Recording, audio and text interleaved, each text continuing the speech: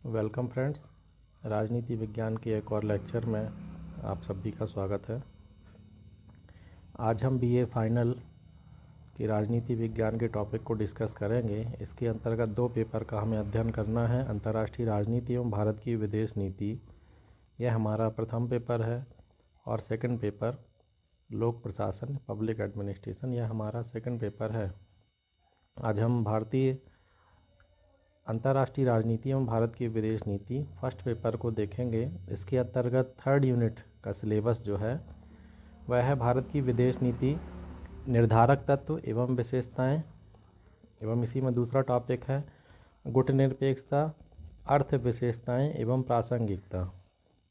तो आज हम भारत की विदेश नीति, निर्धारक तत्व एवं विशेषताएं, इसके अंतर्गत हम भारत की विदेश नीति के निर्धारक तत्वों को देखते हैं कि वे कौन से तत्व एलिमेंट्स हैं जो भारत की विदेश नीति को निर्धारित करते हैं। और हम ये कह सकते हैं कि ये तत्व जो हैं, संख्या कम ज़्यादा थोड़ा बहुत अंतर आ सकता है, परिस्थितियों के अनुसार उनका प्रभाव कम ज़्यादा हो सकता है, लेकिन ये तत्व जो हैं ये सभी देशों की विदेश नीति को निर्धारित करने वाले तत्व माने जा सकते हैं, और कोई भी देश इनसे अछूता नहीं है।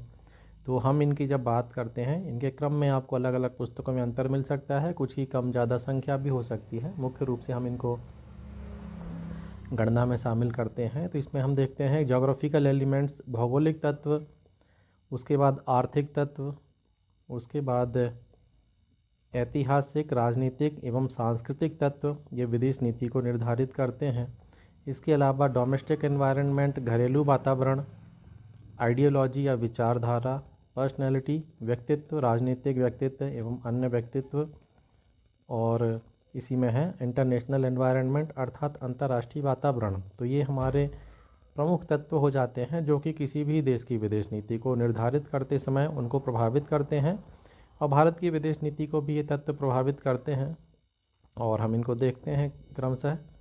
तो पहले हम चर्चा करते हैं ज्योग्राफिकल एलिमेंट्स, इकोनॉमिक एलिमेंट्स और डोमेस्टिक एनवायरनमेंट पे। तो इसके अंतर्गत हम भौगोलिक तत्व की जब हम बात करते हैं, तो आपने भारत का मानचित्र देखा होगा, विश्व का मानचित्र भी देखा होगा।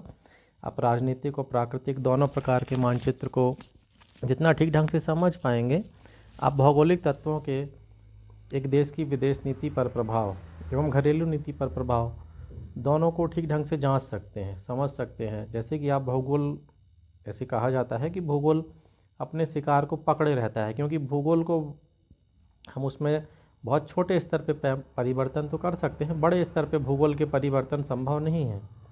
तो यहाँ पे भूगोल एक देश की भौगोलिक स्थिति, उसके आसपास कौन से पड़ोसी हैं, फिर उन पड़ोसियों की किस तरह की भौगोलिक स्थिति है, इसका देश की विदेश नीति पर बहुत ज़्यादा प्रभाव पड़ता है। जैसे हम इस बात को जानते हैं कि भारत जो है, भारत में पेट्रोलियम हमारे यहाँ पे नहीं मिलता है, तो अधिकांश पेट्रोलियम के आयात के लिए हम दूसरे देशों पे निर्भर हैं। अरब कंट्री से हमारे यहाँ पे आता है। तो ये चीज़ जो है कि हम देश हमारा कुछ संसाधनों के मामले में समृद्ध हो सकता है, लेकिन अन्य संसाधनों के मामले में हम दूसरों पर निर्भर हैं। यह भूगोल के द्वारा तय हो रहा है। इसी तरह से कई खनिजों के मामले में भी हम पाएंगे कि भारत कुछ खनिजों के मामले में, लोहा है, कोयला है, इसके मामले में समृद्ध हो सकता है, लेकिन कुछ सोना, चांदी, हीरा, इस तरह के जो बहुमूल्य संसाधन हैं, इनमें देश में उतना स्तर पर उत्पादन नहीं होता है, तो इनके लिए हम अन्य पर निर्भर हैं। ये जो स्थिति होता है भौगोलिक तत्व, इसके अंतर्गत हम अपना प्राकृतिक संसाधनों को, नदियाँ, पर्वत, पहाड़, इनको भी देख सकते हैं। जैसे भारत पाकिस्तान का जब आप स्थिति देखेंगे मानचित्र में, पाकिस्तान के साथ भारत के संबंध मधुर नहीं रहे हैं, और इसमें भारतीयों के अनुसार पाकिस्तान का दोष है और पाकिस्तान के अनुसार भारतीयों का दोष है। और अगर हम वस्तुनिष्ठ ढंग से देखेंगे तो अधिकांश स्तरों पर हम पाएंगे कि पाकिस्तान की विदेश नीति आक्रामक रही है और शत्रुतापूर्ण रही है, जिसके कारण संबंध बनाने में कठिनाई हुई। अगर हम भौगोलिक तत्वों की बात करें तो भारत पाकिस्तान के बीच में अधिकांश सीमा जो है कृत्रिम है, अर्थात प्रकृति ने सीमा नहीं बनाई थी। यह तत्कालीन राजनीतिक नेतृत्व के द्वारा निर्णय लिया गया कि वो दो देश बनेंगे, और फिर वहाँ पे जो सीमा बनी है वो कृत्रिम सीमा है। तो इस तरह से भौगोलिक तत्व जो है वो एक देश की ना बहुत सारी सीमाओं को निर्धारित करते हैं और एक देश को अपनी विदेश नीति इन भूगोल से प्रभावित होकर, भूगोल के जो उसके ऊपर अच्छे प्रभाव आ रहे हैं या नकारात्मक प्रभाव आ रहे हैं, उन्हीं के आधार पे उसको चलाना होता है। अगर आप संयुक्त राज्य अमेरिका का मैप देखेंगे तो उसका मैप में स्थिति इस तरह से है कि ऊपर कनाडा है, नीचे मैक्सिको है और पूर्व और पश्चिम में जो है ना समुद्र का स्थिति है। मैप को आप देखिएगा तब आप समझ पाएंगे। तो उसके केवल 2 ही पड़ोसी दिखाई देते हैं वहाँ पे मुख्य रूप से, और आगे पीछे समुद्र है। लेकिन अब भारत का मानचित्र देखेंगे तो चीन है, पाकिस्तान है, बर्मा है, बांग्लादेश है, श्रीलंका है, इस तरह से पड़ोसियों की संख्या बढ़ गई है। और ज़्यादा पड़ोसी होंगे तो सीमा विवाद की ज़्यादा संभावना है। और भारत के जैसे जब हम देखते हैं तो चीन और पाकिस्तान दोनों के साथ ही अभी हम अंतर्राष्ट्रीय सीमा को पूरा स्वरूप नहीं दे पाए हैं। तो दोनों ही देशों के साथ हमारा प्रयास करने के बाद भी पूरी तरह से समाधान नहीं हो पाया है। तो भूगोल इस तरह से एक देश की विदेश नीति को प्रभावित करता है, और हमें जो रक्षा नीति बनाएंगे या विदेश नीति, उसमें भूगोल के आधार पे जो भी हमारी अच्छाइयाँ या कमियाँ हैं उन दोनों को हमें ध्यान रखना होता है। किस तरह की हमारी रक्षा आवश्यकताएं हो सकती हैं या किस तरह की आर्थिक आवश्यकताएं हैं। इसी में दूसरा उसमें तत्व होता है कि आर्थिक तत्व, आर्थिक विकास। प्रत्येक देश की सरकार का जो सर्वप्रथम लक्ष्य है या सबसे महत्वपूर्ण कार्य है वह तो यही है कि अपने देश के नागरिकों को अधिकतम विकास की परिस्थितियां उपलब्ध कराई जाएं। और आर्थिक विकास के लिए आवश्यक है कि देश में निर्यात को बढ़ाया जाए, आयात को कम किया जाए, देश में ज़्यादा से ज़्यादा निवेश को आकर्षित किया जाए। तो विदेश नीति का यह उद्देश्य होता है कि इस तरह की परिस्थितियों के निर्माण में सहायता करे जिससे बाहरी निवेश देश के अंदर आ सके और देश के निर्यात बढ़ सकें। तो इसमें विदेश नीति जो है देश की आर्थिक नीति और अन्य प्रकार की नीतियों के साथ समन्वय के साथ काम करती है, और इसका उद्देश्य है आर्थिक विकास को बढ़ाया जाना। और वर्तमान में हम वैश्वीकरण, निजीकरण, उदारीकरण की शब्दावली को जब हम बात करते हैं तो इसमें विदेश नीति का और भी स्थान बढ़ता गया है कि अन्य देशों पे हमारी निर्भरता किस तरह की है, किन देशों में हम अपने निर्यात को बढ़ा सकते हैं। अगर हम किन देशों से आयात कर रहे हैं तो वहाँ के अगर हमें रिप्लेस करना पड़ सकता है तो हम किस तरह के विकल्पों के लिए तैयार करें अपने आप को, देश को। इस तरह के तो विदेश नीति में आर्थिक विकास एक बड़ा महत्वपूर्ण भूमिका निभाता है। और जब हम 1945 से सीतियों तक की बात करते हैं तो वहाँ पे आर्थिक विकास के साथ साथ ना विचारधारा का भी दबाव हम देखते हैं। तो इसमें एक और तथ्य हम उस पर बात करेंगे अभी, इसी में है कि डोमेस्टिक एनवायरनमेंट, घरेलू वातावरण। तो एक देश की विदेश नीति पर उसके घरेलू वातावरण का भी प्रभाव पड़ता है। और क्योंकि विदेश नीति अंततः देश की घरेलू नीति का ही विस्तार है। देश के अंदर जिस तरह से सरकार है, जिस तरह का वातावरण है, वह आर्थिक हितों को बढ़ाने के लिए काम करती है। तो अगर किसी देश में गृह युद्ध का स्थिति निरंतर विद्यमान है तो फिर वो देश अंतर्राष्ट्रीय परिवेश में दृढ़तापूर्वक शामिल नहीं हो सकता। और अगर किसी देश की आंतरिक परिस्थितियां शांतिपूर्ण हैं, विकास की परिस्थितियां हैं, तो वह देश अंतर्राष्ट्रीय वातावरण में अपनी विदेश नीति का कुशल ढंग से संचालन कर सकता है। और भारत एक विविधता वाला देश है, तो यहाँ की घरेलू राजनीति, जैसे हम इधर आप देखेंगे कि हमारे यहाँ पे श्रीलंका भारत के दक्षिण में स्थित है, तो वहाँ पे श्रीलंका का मामला रहा तमिल और सिंहलों जो बौद्ध हैं वहाँ पे उनके संघर्ष का। लेकिन भारत में तमिलनाडु राज्य है तो वहाँ पे उससे हमें फ़र्क पड़ता है। फिर भारत में हिंदू, मुस्लिम, हमारे और अन्य धर्मों के सभी समाज के लोग रहते हैं। लेकिन कभी पाकिस्तान में कोई अगर अप्रिय घटना होती है तो उसकी हमारे यहाँ चर्चा होती है, हमारे यहाँ होती है। अगर कोई अप्रिय घटना तो वहाँ चर्चा होती है। अर्थात जो घरेलू वातावरण है वह हमारी विदेश नीति को प्रभावित करता है, क्योंकि अगर कोई घटना बड़े स्तर पे होती है तो फिर उसको अंतर्राष्ट्रीय पक्ष उसको अपने अपने ढंग से व्याख्या कर सकते हैं। और फिर हमारा विदेश नीति का उद्देश्य होगा कि घटना के सही पक्षों की जानकारी दी जाए कि वास्तव में क्या घटना हुआ है। और कई बार ऐसे होता है कि मीडिया घटनाओं को बड़ा चढ़ा के पेश करता है या विकृत रूप में भी प्रस्तुत कर सकता है। तो इस तरह से घरेलू वातावरण किस तरह का है और फिर उसका किस तरह से छवि बाहर जा रहा है, इससे विदेश नीति पर प्रभाव पड़ता है।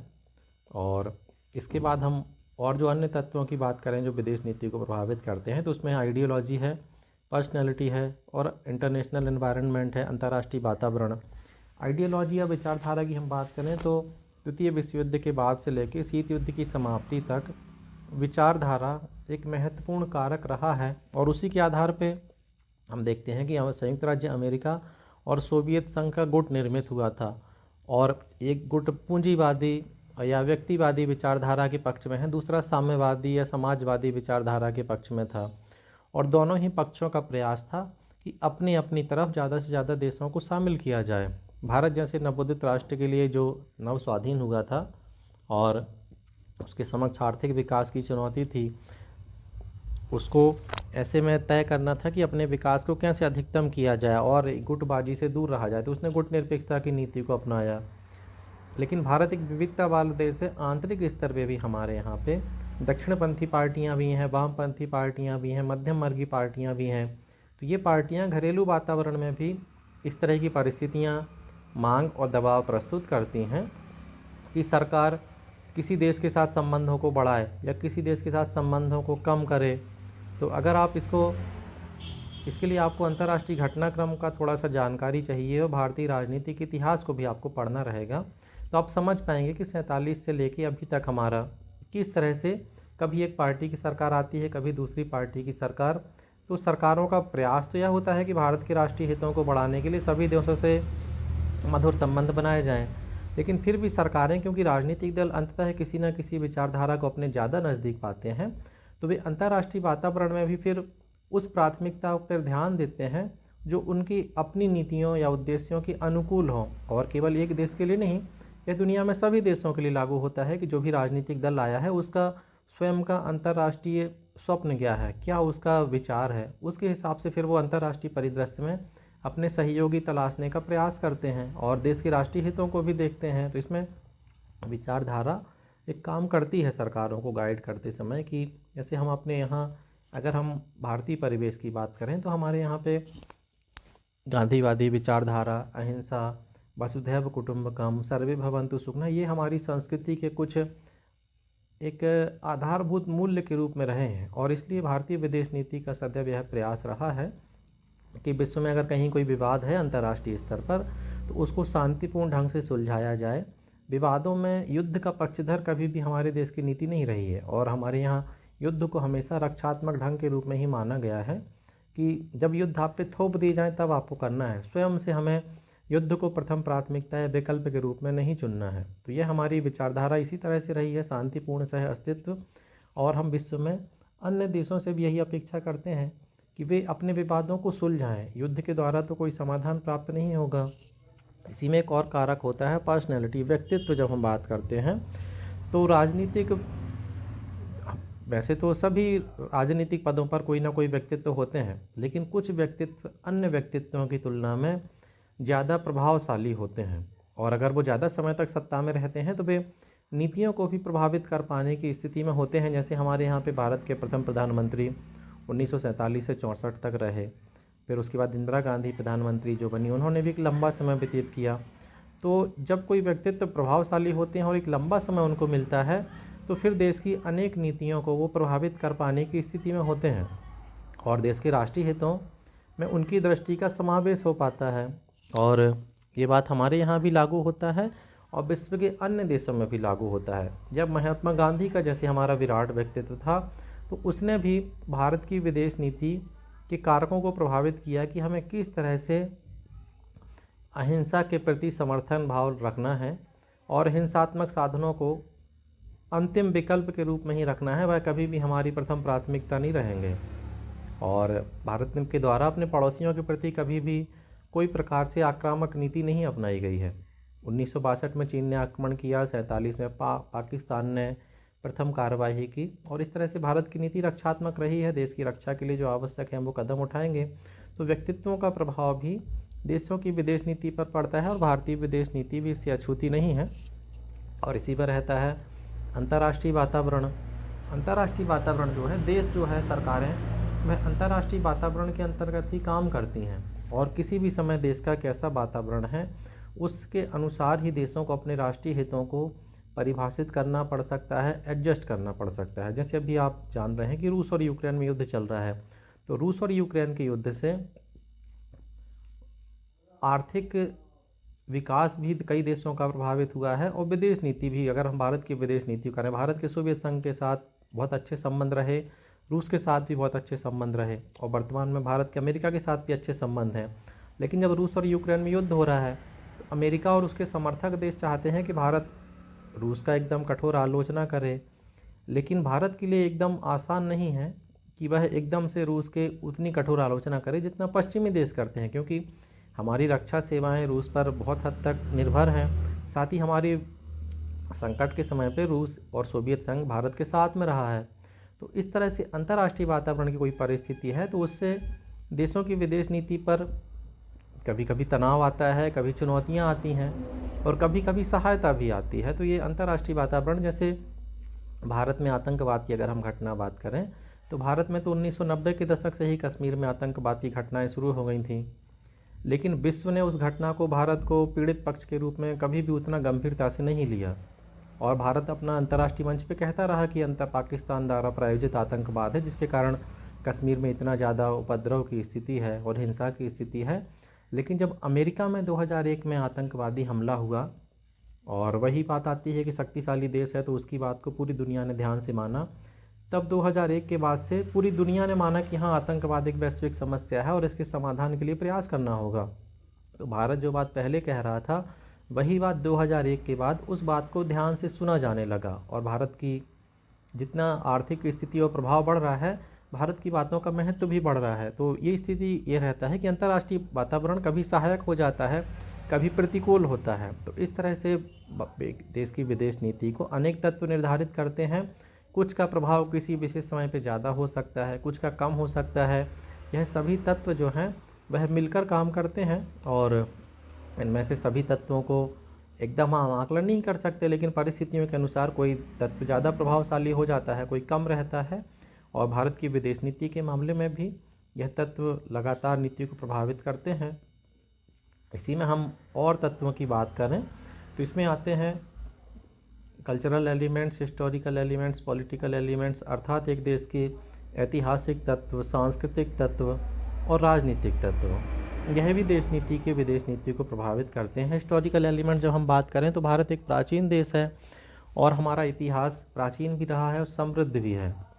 और यह ऐतिहासिक तत्वों में हमारा राष्ट्रीय आंदोलन के दौरान हम पाते हैं कि हमारा अहिंसात्मक संघर्ष प्रमुख प्रधानता वाला रहा। उसके अतिरिक्त अन्य धाराएं भी थीं, लेकिन अहिंसात्मक संघर्ष ने हमारी देश की विदेश नीति का, जिसका भी हम थोड़ी देर पहले बात कर रहे थे, कि उसने देश की विदेश नीति को प्रोत्साहित किया कि हम ना सिर्फ अपने लिए वरन विश्व के सभी देशों के प्रति अहिंसात्मक माध्यम से विवादों के समाधान का मार्ग को सुझाएं, क्योंकि उसके द्वारा संसाधनों को बचाकर देश अपने विकास पर ध्यान केंद्रित कर सकते हैं। उसके अलावा हमारे यहाँ पे भारत की संस्कृति विविधतापूर्ण है और समृद्ध संस्कृति रही है और भारतीयों के संबंध में कहा जाता है कि वह विश्व के लगभग सभी देशों में पाए जाते हैं और यह बात बहुत सीमा तक सही भी है।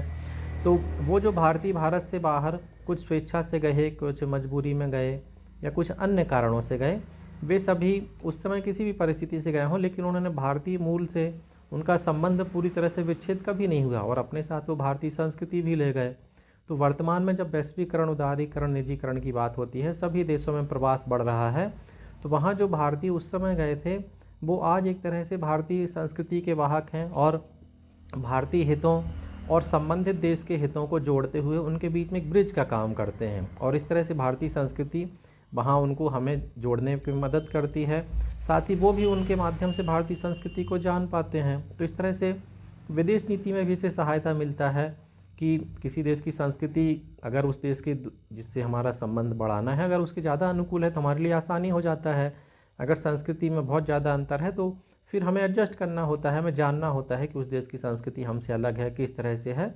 विदेश नीति इन्हीं कारकों के बीच में कार्य करती है। पॉलिटिकल एलिमेंट्स, राजनीतिक तत्व, एक देश में राजनीतिक वातावरण किस तरह से है और वहाँ पे सत्ता का हस्तांतरण शांतिपूर्ण है या नहीं है, इसका उस देश की विदेश नीति पर प्रभाव पड़ता है। अगर आप भारत के अड़ोस पड़ोस में देखेंगे थोड़ा सा मानचित्र में, तो अफ़गानिस्तान अभी एक अशांत देश है और वहाँ पे जो शासन व्यवस्था स्थापित हुई है वो एक लंबे समय से देश को आगे बढ़ा पाने में ना सहायक नहीं है, क्योंकि वहाँ का राजनीतिक वातावरण ठीक ढंग से स्थापित नहीं हो पाया है। और एक देश की विदेश नीति में उसका राजनीतिक वातावरण एक महत्वपूर्ण भूमिका निभाता है कि देश का वातावरण कैसा है, वहाँ की सरकारें किस ढंग से अपने नागरिकों के लिए संकल्पित हैं, कार्य करना चाहती हैं और फिर उसी के अनुरूप वो विदेश नीति का निर्धारण करती हैं। अगर सरकारें अपने नागरिकों के हितों के स्थान पर विचारधारा या किसी अन्य प्राथमिकता को ऊपर रखती हैं तो एक लंबे समय में जो है उस देश को नुकसान ही होता है। हम अपने पड़ोस में ठीक पाकिस्तान को पा सकते हैं। उन्होंने अपने देश के राष्ट्रीय हितों की तुलना में भारत के साथ टकराव को एक प्रमुख प्राथमिकता के रूप में अपना ध्यान दिया। तो आज हम पाते हैं कि पाकिस्तान एक आर्थिक स्थिति के रूप में बहुत ही खराब स्थिति में है और उनको अंतर्राष्ट्रीय मंचों पर लगातार सहायता की आवश्यकता पड़ती है। भारत के संबंध में आप जानते हो कि भारत को अंतर्राष्ट्रीय मुद्रा कोष से 1990-91 में खराब स्थिति थी देश की, तो उनको सहायता मांगना पड़ा और लेकिन उसके बाद से देश ने आर्थिक नीतियों को बदला, तो अब हमारा देश एक मजबूत आर्थिक स्थिति में है। लेकिन पाकिस्तान के राजनीतिक नेतृत्व में अपने हितों को प्राथमिकता दी और देश के हितों को ठीक ढंग से कभी भी परिभाषित नहीं किया, ध्यान नहीं दिया। तो उनको बार बार IMF अंतर्राष्ट्रीय मुद्रा कोष के पास जाना पड़ा है और उसके बाद भी वो अभी उनका देश, हम अगर आप न्यूज़ चैनल को लगातार देखेंगे तो पाएंगे कि अभी भी वो ना संघर्ष की ही स्थिति में है और उनके लिए बहुत अच्छी स्थितियाँ नहीं हैं।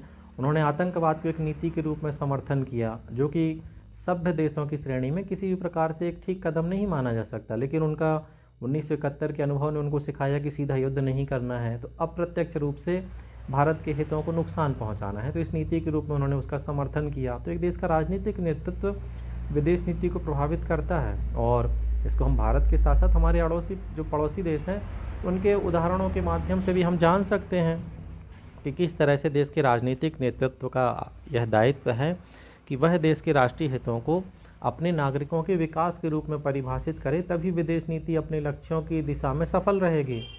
और अगर वो कोई और अन्य लक्ष्य निर्धारित करते हैं नागरिकों के विकास के अलावा, तो फिर उन देशों को उसका मूल्य देना रहेगा। और इस तरह से हम पाते हैं कि भारत की विदेश नीति को अनेक तत्व निर्धारित करते हैं, किसी का विषय कम ज़्यादा हो सकता है और आप इनको अध्ययन करेंगे, इसमें आपको ज़्यादा सहायक होगा अगर आप देश के राष्ट्रीय और अंतर्राष्ट्रीय घटनाक्रम पे एक लंबी नज़र रखें और एक बार उसको पढ़ने का कोशिश करें। जब तक आप इसको पढ़ेंगे नहीं, ये 60-70 वर्षों का घटनाक्रम है, आपके लिए पुस्तकें एक बार में उतनी अच्छी तरह से जानकारी नहीं दे पाएंगी, तो आपको थोड़ा मेहनत करना पड़ेगा, तब आपका जानकारी बढ़ेगा। आपको इस वीडियो से लाभ होगा और आपके अगर कोई प्रश्न है तो आप उनको पूछ सकते हैं, आप मेल कर सकते हैं। और आपने वीडियो को देखा इसके लिए बहुत बहुत धन्यवाद।